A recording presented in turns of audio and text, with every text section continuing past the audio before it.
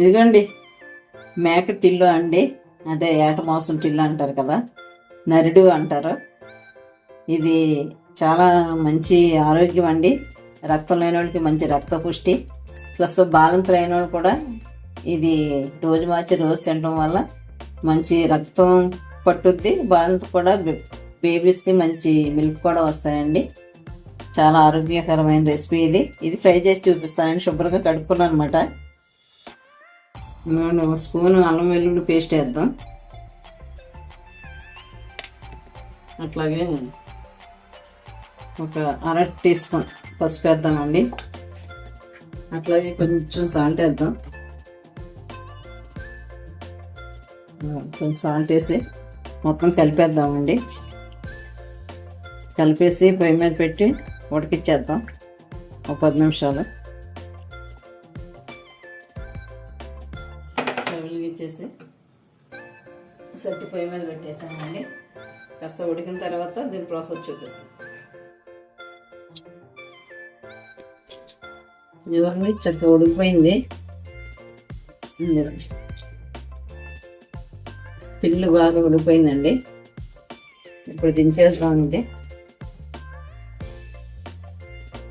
పెట్టేద్దాం. వేడెక్కింది. టిల్లు ఫ్రై కోసం ఆయిల్ వేద్దామండి. ఒక 2 స్పూన్లు వేసుకుందాం. వేడెక్కిందండి. ఎప్పుడైనా టిల్లు ఫ్రైకి ఇదిగండి వెల్లుల్లి ఇట్లా రెబ్బలు తీసుకుని ఈ ఫ్రై చేసుకోవాలండి. ఫస్ట్ ఇవే మంచి టేస్ట్ వస్తాయండి. దీనికి మీడియం సైజ్ ఉల్లిపాయలు 2 కట్ చేసుకున్నాము. ఇవి కూడా వేసేద్దాం.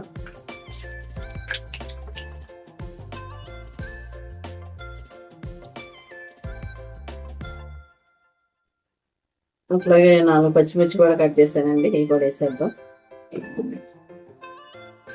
ఇవి బాగా ఫ్రై అవనిద్దామండి. ఈ వెల్లుల్లి ఉల్లి ఇవి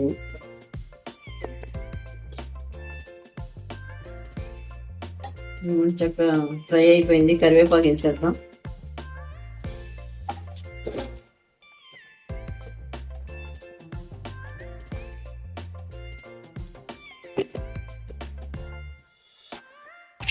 అట్లాగే ఇందాక కొంచెం వేసామండి అల్లం వెల్లుల్లి పేస్ట్.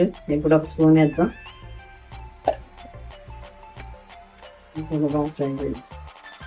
పచ్చివాసన పోయే వరకు వేద్దామండి.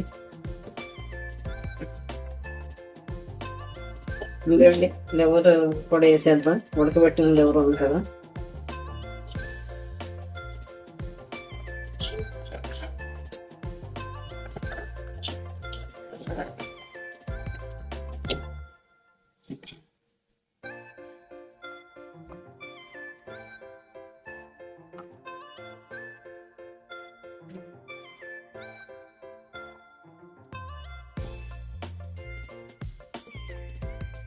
ఫ్రై అవనిద్దామండి. బాగా మూత పెట్టేద్దాం.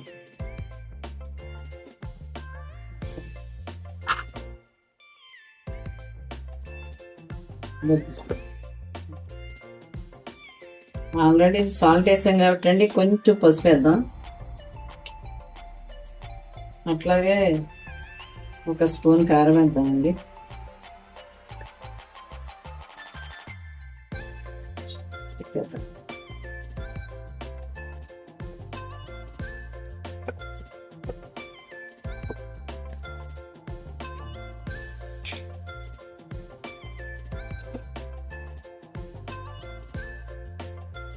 స్పూన్ గరం మసాలా పౌడర్ కూడా వేసేద్దాం.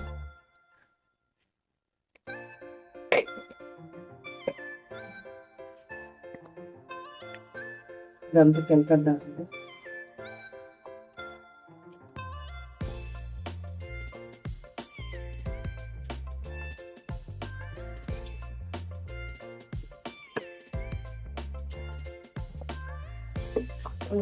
చక్కగా లివర్ ఫ్రై చక్కగా అయిపోయింది. మంచి స్మెల్ వచ్చేస్తుందండి. కొత్తిమీర గార్నిష్ చేసేద్దాం.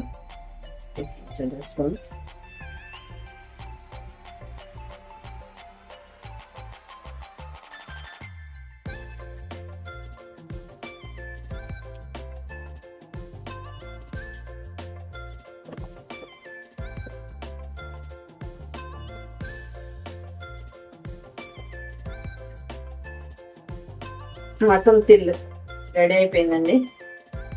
ఓకేనా, ఇంకా వడ్డిచ్చేద్దాం.